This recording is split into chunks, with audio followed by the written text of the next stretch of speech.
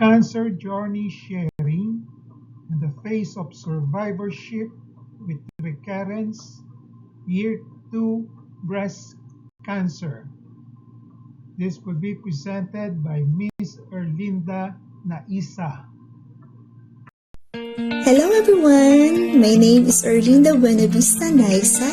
You can call me Early or Mom Nice. I'm in my mid-40s. I'm from Lopez, Quezon, at isang breast cancer survivor. I was diagnosed with stage 3B breast cancer.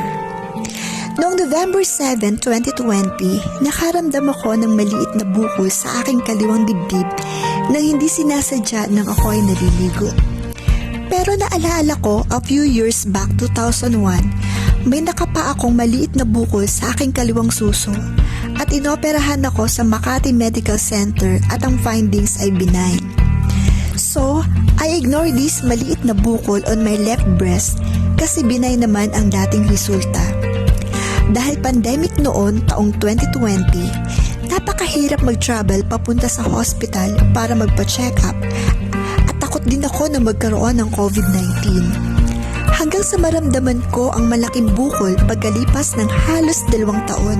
August 21, 2022, nang nakakaramdam na ako ng pananakit sa kaliwang suso at unti-unti na ito nagsusugat at ito na ang nagtulak sa akin para sa first breast ultrasound ko at biopsy noong December 2022 sa Mount Carmel Diocesan General Hospital. May family history kami ng breast cancer kaya takot na takot ako nung time na yon at binigyan ako ng aking doktor ng treatment options at panahon para pag-isipan kung mag-undergo ako sa chemotherapy bago ako operahan. Kumonsulta ako sa aking pamilya at mga malalapit na kaibigan. January 24, 2023, nagpasya akong pumunta kay Dr. Reynaldo O. Hoson sa Manila Doctors Hospital.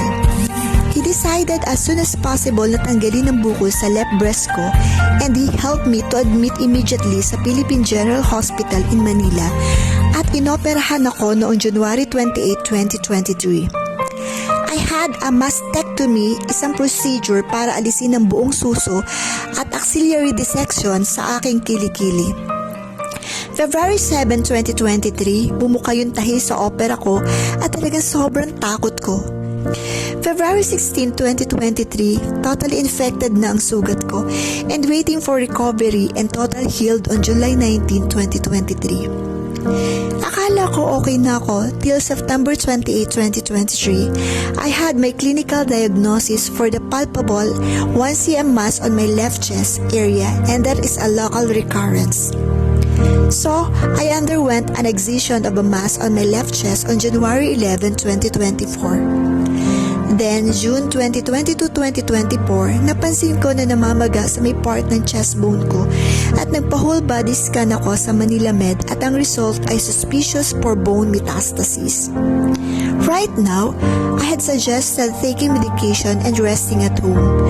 Patuloy pa rin ang telemedical consultation ko with Doc Ray or face-to-face checkup. Hindi mahigpit sa akin diet si Doc Ray. One time, nagtanong ako sa kanya, paano ang bawal na kainin at ang sagot ba naman niya sa akin ay lason. Napangiti na lang ako pero mas maingat ako sa mga kinakain ko ngayon kumpara sa dati. Hindi ako naniniwala sa pag-deprive sa aking sarili ng masarap na mga bagay na hindi healthy hanggat ang lahat ay nasa moderation. Ang aking pamilya at mga kaibigan ang nagbigay sa akin ng labis na pagmamahal, suporta at encouragement sa buong kwento ng breast cancer survivor ko. Ngayon, na-realize ko na dapat simula ng bawat babae sa edad na 20 ang habit ng pagsasagawa ng buwanang pagsusuri sa sarili sa suso at isagawa ito sa buong buhay nila. Sa edad na 30, dapat sila magkaroon ng clinical breast exam sa isang doktor o trained health worker. At sa edad na 40, ang mga kababaihan ay dapat magsimulang magkaroon ng taunang mammogram. Breast cancer is concurable and survivable. Lakasan lang talaga ng loob. Alam ko nakakatakot at sobrang hirap, ngunit totoo talaga na ang pagkakaroon ng positibong saloobin ay napakahalaga sa paglaban sa cancer. Personal ko nakilala ang ilang mga katulad ko na may breast cancer na nagpatunay na sa pananampalataya at katapangan, anumang bagay ay posible. Life is too short to waste your time on people who don't respect, appreciate, and value you. Spend your life with people who make you smile, laugh, and feel love. And I'm also realized that you can attempt multiple times to get promoted at work or succeed in your business, but you get only one life to take care of. So please, have some good rest. Ito ang kwento ng buhay ko bilang isang breast cancer survivor. God bless. Thank you.